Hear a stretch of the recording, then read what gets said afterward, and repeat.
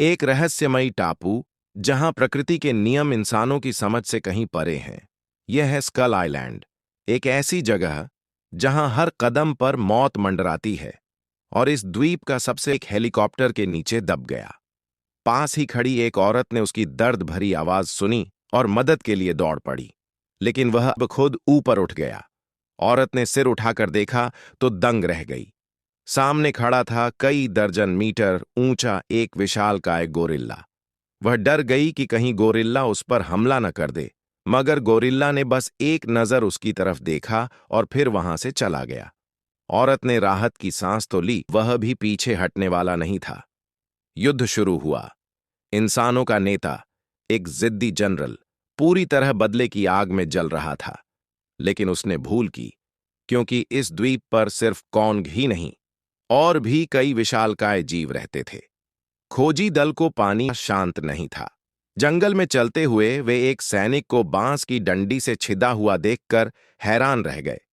असल में वह बांस नहीं, बल्कि एक विशालकाय मकड़ी का पैर था। कड़ी मशक्कत के बाद उन्होंने मकड़ी को मार गिराया, लेकिन उनके कई साथी मारे गए।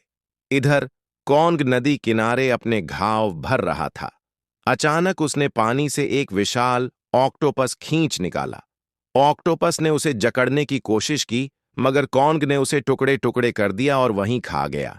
धीरे धीरे सच्चाई क्योंकि असली खतरा था विशाल छिपकलियां, स्कल क्रॉलर। ये जीव किसी पर दया नहीं दिखाते थे।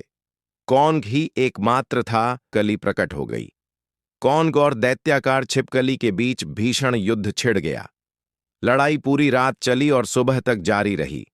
कभी छिपकली बढ़त लेती, कभी कौंग। लड़ाई इतनी भयानक थी कि धरती कांप उठी। आखिरकार कौंग ने अपनी बुद्धि और ताकत से उसे हराया। उसने पेड़ को डंडे की तरह इस्तेमाल किया, लोहे की जंजीरों फाड़कर उसे मार डाला।